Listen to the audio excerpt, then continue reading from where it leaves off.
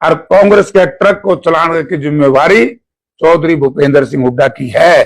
तो हमारा एक ट्रक, एक पार्टी, हमारा तो एक सूत्रीय कार्यक्रम है कि भ्रष्टाचारियों को, गलत तरीके से सत्ता करने वालों को, बेईमान प्रवृत्ति के लोगों को छुट्टी करना। हम सब एक है। तो कुमारी सैलजा रणदीप सुरजेवाला को कंडक्टरी से भी दूर कर दिया क्या? बेवफा लोग हैं, झूठे लोग हैं, वायदा खिलाफी करते हैं। कुलदीप को बड़ा परेशान कर रखा है आपने, उसके बारे में बात ना करें तो मजा नहीं आता। विधानसभा में आपने पसंद छुड़वाई, लोकसभा कुलदीप विश्व पड़े। अच्छा, मैं क्यों परेशान करूंगा? मैं तो किसी ने परेशान करने वाला आदमी नहीं, मैं तो लोगों की परेशानी दूर करने वाला आदमी हूँ। मैं किसी को परेशान नहीं करता। सरपंचों का जिक्र अभी चल रहा था, सरपंच देवेंद्र बबली से भी काफी नाराज है। हालांकि आखिरी चुनाव में जो देवेंद्र बबली ने आप लोगों को सपोर्ट किया था, और सरपंचों ने साफ कह दिया है कि जो देवेंद्र बबली को अपनी पार्टी में लेकर के उन्हें टिकट देता है उनका बहिष्कार कर दिया जाएगा। तो क्या कांग्रेस बहिष्कार करेगी? क्या आप लोग बहिष्कार करेंगे देवेंद्र बबली का? पहले तो बीजेपी अपना हृदय साफ करे। घोषणाओं करने से कुछ नहीं बनता। ये तो थोती घोषणा है। जब माननीय प्रधानमंत्री जी की घोषणा फेल होगी, या मनोहर लाल जी तो हमने देखा एक दिन में दो बार पलटे करते, इनका क्या है यार? कुछ नहीं। देखो 13 तारीख को चौधरी भूपेंद्र सिंह हुड्डा और हमारे पार्टी के अध्यक्ष उदय भान जी कार्यकर्ता सम्मेलन कर रहे हैं। वो दो काम है, एक तो हिसार जिला के मतदाताओं का धन्यवाद करेंगे कि उन्होंने कांग्रेस पार्टी और इंडिया गठबंधन के पक्ष में वोट दे करके यहां से कांग्रेस पार्टी के उम्मीदवार को जिताने का काम। और दूसरा, क्योंकि विधानसभा के चुनाव भी सिर पर हैं, तो विधानसभा के बारे में भी अपने साथियों को समझा करके भी जाएंगे, बता करके भी जाएंगे, और कार्यकर्ताओं की एक किस्म की ड्यूटी भी लगा करके जाएंगे कि फील्ड में जाओ और जो भी मतलब है सिस्टम को कार्यकर्ता सम्मेलन में जो होता है।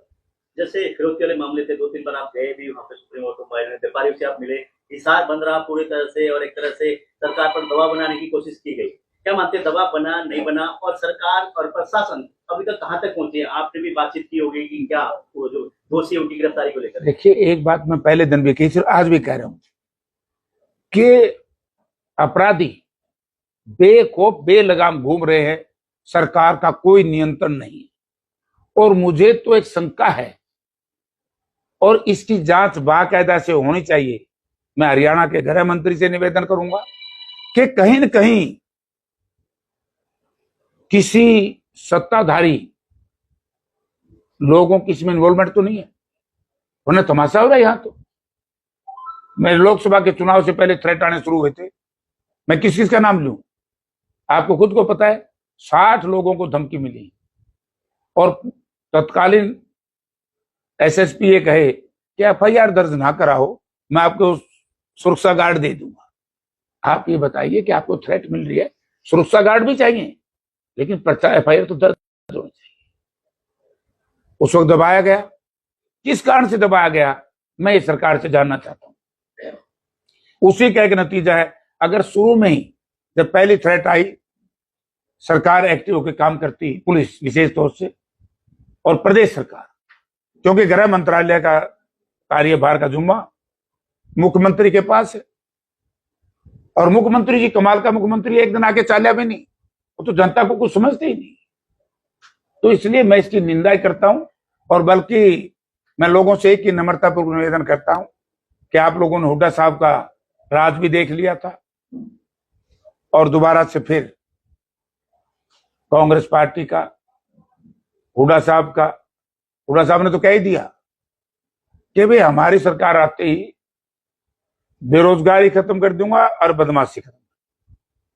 तो इससे बड़ी बात और क्या कह सकते हैं? और उनकी बात के ऊपर लोगों ने विश्वास भी है कि भूपेंद्र सिंह हुड्डा ने जो कह दिया, जैसे देश में राहुल जी की बात को लोग देश ने माना, जब मजाक करते थे नरेंद्र मोदी जी भारत के प्रधानमंत्री, अमित शाह जी बड़े मजाक करते थे, पता लग गया ना आपकी बात। इनसे राम जी भी नाराज हो गए, हनुमान जी भी नाराज हो गए, चित्रकूट भी हार गए, सालासर भी हार गए, अयोध्या भी हार गए, तो सारी जगह तो हरा दिया। तो ड्रामे की राजनीति कब तक चलेगी? जैसे एक तार में आप रहते हैं, आपका निवास है, क्या नहर से होते हुए आए हैं या बाईपास से आए आप? क्योंकि अंडरपास में तो पूरा नहर की तरह पानी है। लोकलाज से चलता है, इस सरकार में लोकलाज है ही नहीं, शर्म है। मैं मुख्यमंत्री से लेकर के संतरी तक कहना चाहता हूं 7 वर्ष हो गए, और 7 वर्ष नहीं हो गए। ये मुझे याद है 2006 में मैं मेंबर पार्लियामेंट था और हुड्डा साहब की पहली साल की रैली हिसार में हुई थी। उस वक्त इसकी घोषणा हुई थी। उसके बाद मुझे याद है, आप भी शायद, और मैं यादाश्त में ठीक ठाक है, इनकी तरह नहीं है, बीजेपी वाले भूल जाए बेचारे क्या कहे, कि ये फैसला हुआ था इस पुल का खर्चा हुड्डा डिपार्टमेंट देगा। आज क्या साल हो गए भाई? 18 साल में एक पुल नहीं बना सके, बेड़ा गर्क नहीं कर दिया शहर का। आज मैं सवेरे सैर करने गया था, यूनिवर्सिटी के आगे, एचयू के आगे ऐसा था जैसे समुद्र। अब मिल गेट पे जाना है घर की तरफ, तो लोग बोले सब्जी मंडी का नहीं, कौन आइए, मैं फिर कित कहूंगा ना पुल पकवाइए, मैं बस अड्डे से जाऊंगा या फिर सीधा जाके, और 30 किलोमीटर यहां से घर पड़ेगा। तो शर्म नहीं आनी चाहिए बीजेपी के नेताओं को। तो हिसार शहर की बात करें, जैसे पुराने जो बस्ती हैं वहाँ पे अभी भी पानी लबालब भरा हुआ है। हाँ, तो कारण क्या है? क्योंकि सरकार में आप लोग भी रहे 10 साल, आपका भी रहे 10 साल, इनको, उसके बावजूद भी गलियां और जो बस्तियां हैं वहाँ पे पानी जो कि मीटर बिजली के नीचे हैं, तार लटकी हुई हैं, लोगों को बड़ी एक तरह से इससे समस्याएं बहुत हैं। भाई साहब, डेवलपमेंट की तरफ ध्यान ही नहीं है, समाज को तोड़ने पर ध्यान है। समाज को धर्म के नाम से, जात के नाम से, क्षेत्रवाद के नाम से तोड़ने का प्रयास है। यही इनका एक मूल मंत्र है, वरना इन्होंने काम तो कुछ नहीं किया। आप लोगों ने देखा होगा, जब आदरणीय राहुल गांधी जी ने राष्ट्रपति जी के अभिभाषण के ऊपर बातचीत शुरू की और बीजेपी वाले बड़े चिल्लाए कि राहुल जी ने धर्म की बात की, ये क्योंकि बीजेपी वाले एक कहावत हमारे, और कहावत की सही बात है। ये नरवाना में एक डॉक्टर होता था, नाम तो लूंगा, ठीक नहीं है, धरती पे नहीं है, वो जाड़ का था। जहाँ एक मरीज गया मेरे जैसा, बोला डॉक्टर साहब दाढ़ दुख है, वहां काट दी, फिर दूसरी दुखन लाएगी। उन्हें सोचा भाई बड़ा काड़ा चिड़िया, उसने तीसरे दिन फिर गया हुआ 5-7 दिन में, उन्हें ये लाल मिर्च, ये पानी नहीं मिर्च का, एक ड्रॉप उसकी आंख में डाल दी। बोला अब कैसा है? बोला जाड़ तो ठीक होगी, बोला आंख में दर्द है। एक इशू हर रोज नया उठाते हैं, पुराने का कोई जवाब नहीं देते। 15 लाख रुपए की घोषणा मोदी जी ने कही, काला धन लाऊंगा, उसको बुलाने के लिए 2 करोड़ रोजगार की बात कह दी। 2 करोड़ रोजगार दिए नहीं, असफल रहे, और उसके बाद नोटबंदी एकदम ले आके खड़ी कर दी। कभी जीएसटी ले आके खड़ी कर देते हैं, कभी पुलवामा की। आज देखिए, इतनी सरकार में संवेदना नहीं है। 40 जवान शहीद हुए, 730 किसान शहीद हुए, ना तो वो इंक्वायरी कराई किसानों वाली कि किसकी वजह से गलत हुआ, किसान क्यों शहीद हुए, किसने रोके, किसने इनके ऊपर पानी की बचाव और टीयर गैस के गोले फेंके गए। रिस्पॉन्सिबिलिटी तो फिक्स होनी चाहिए, और पुलवामा की आज तक जांच नहीं। तो अब पुलवामा को छुपाने के लिए, किसानों की जो बात उसको छुपाने के लिए, ओपीएस की बात को छुपाने के लिए एक नया इशू जाके छेड़ दिया, इमरजेंसी। जब इमरजेंसी के ऊपर हमारी पार्टी के शीर्ष नेतृत्व ने अकाल तख्त के ऊपर जाकर के अक्षमा याचना कर ली थी, उसके बाद पंजाब की जनता ने 2 बार कांग्रेस पार्टी की सरकार बनाई, तो क्या भारतीय प्रधानमंत्री जी ने इस इशू को उठाना चाहिए था? ये अपनी विफलताओं को छुपाने के लिए तो कर रहे काम। अगर उसको भी उठाना था तो प्रधानमंत्री जी ने यह भी बता देना चाहिए था कि गोंदरा में इन्होंने क्या किया, पुलवामा में क्या हुआ, पेपर लीक में, नीट में क्या हुआ। हमारी तो एक छोटी सी डिमांड थी, पेपर नीट की लीक वाली, बच्चों के भविष्य के साथ खिलवाड़। अरे ये ड्रामा करते हैं। आज का मुख्यमंत्री कहूंगा मनोहर लाल जी तो चलो ले गए, क्योंकि फेल हो गए थे, ना खर्ची ना पर्ची। आज क्या हाल कर दिया इन्होंने रोजगार का। मेरे हिसाब से जो माननीय हाईकोर्ट का, माननीय सर्वोच्च न्यायालय का, वो सर्वोच्च न्यायालय भी रिजेक्ट हो गया इनका 5% वाला। अब सारे कितने बच्चों का भविष्य अंधेरे में चला गया। कौन जिम्मेवार है इसका? भाई बीजेपी जिम्मेवार है।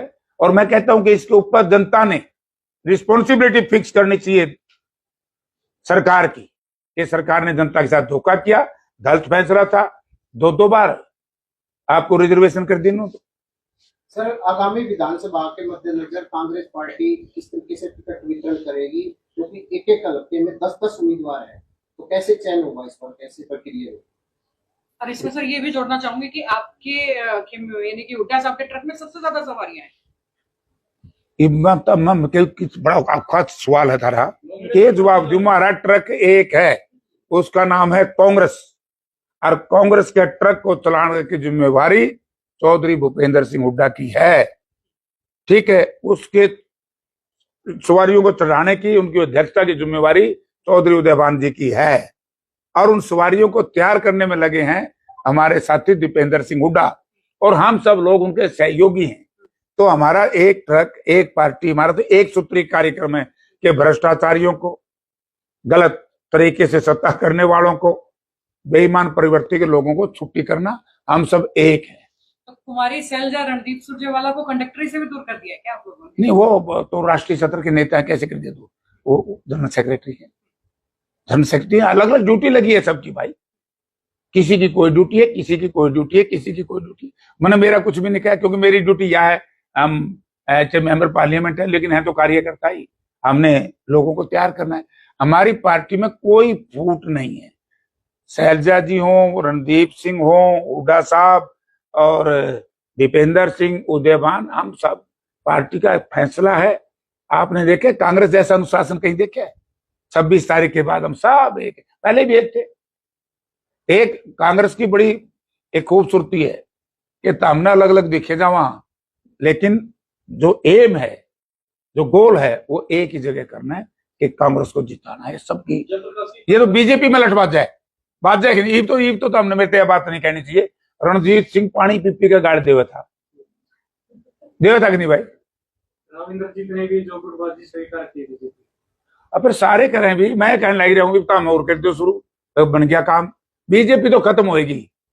बीजेपी की तो 2 बैसाखी थी, हैं छोटी छोटी बचनी है, नोटों से भी तरह है। एक जेजेपी, एक ही लोक दल, इंडियन नेशनल। इसको वोट काटू कहते हैं हम लोग, जनता कहती है। चुनाव में मैंने जनता से रिक्वेस्ट करी कि जो वोट बीजेपी, जेजेपी और लोक दल पे जाएगा, उसका सीधा लाभ बीजेपी पे होगा। आज भी कह रहा हूं, असेंबली में भी यही पोजीशन रहेगी। एक भी वोट लोक दल या जेजेपी पे जाएगा, उसका लाभ बीजेपी को होगा। लोगों ने बीजेपी को उठाने का मन बना लिया, इसलिए इन्होंने भी अपना सफाया करा लिया। जे समय रहते जेजेपी, लोक दल बीजेपी का साथ छोड़ देते तो दुर्गति क्यों होती?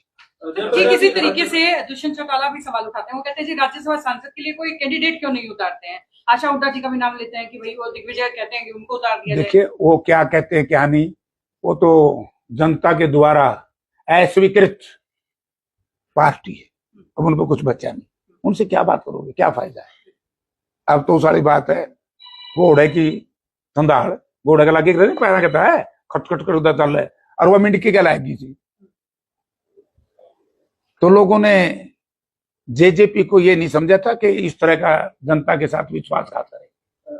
अब लोग इनके बहकाव में नहीं आएंगे। अब ये कुछ बोलने ना बोलने, इनका जवाब देना मेरा कोई धर्म ही नहीं बनता। तो अभी सर सरपंचों ने 15 दिन का अल्टीमेटम दिया सरकार को, एक बड़ी बड़ी घोषणा की, और मुख्यमंत्री जी ने बड़े मजे लेके बोला था कि जी 21 लाख रुपए कर दीजिए। हमने 5,000 रुपए जो इनकी 5500 रुपए इनकी वो वकीलों की फीस बढ़ाती थी, उसके ऊपर 16 रुपए टीए कर दिया, ट्रैवलिंग अलाउंस कर दिया। अब सरपंच बोल रहे थे कुछ नहीं किया है तो हमारे लिए।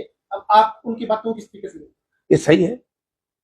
हमारे नेता चौधरी भूपेंद्र सिंह हुड्डा तो कई बार स्पष्ट कर चुके हैं कि जैसे ही कांग्रेस पार्टी की सरकार आएगी, और हुड्डा साहब ने कह दिया आप तो अनाउंस कर देंगे, जैसे पहले था हुड्डा साहब की सरकार में वैसे चलाएंगे। क्यों हो इन पे पाबंदी 21 लाख रुपए की? अगर कोई मुख्यमंत्री जी से पूछने वाला हो कि मुख्यमंत्री जी जब आप माइनिंग का काम करते थे, क्या इसके ऊपर कोई रिस्ट्रिक्शन थी? तो इस पे क्यों हो भाई? सरकार ग्रांट भेजे, वो पंचायत का काम है, उसको कहां खर्च करना है, कितना खर्च करना है, वो किस पे काम कराए ना कराए तो सरकार की सरपंचों की जिम्मेवारी है।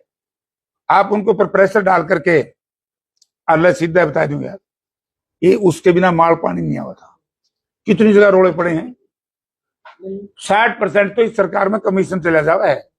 मेन पूछने का मतलब ये था, ये चुनाव सिर्फ के ऊपर है तभी घोषणा की गई है, या फिर ये कुछ और विरोध की तैयारी में सरपंच कह रहे हैं, जैसे लोकसभा विरोध हुआ था, अब सरपंच हर गांव में बीजेपी का विरोध करेंगे। हाँ, तो करना चाहिए बेचारे न, और के लाठिए हैं, पिट्टे, अपमानित इनको किया, अपमान का सामना इन्होंने करना पड़ा। और इससे क्या है, पहले तो बीजेपी अपना हृदय साफ करे।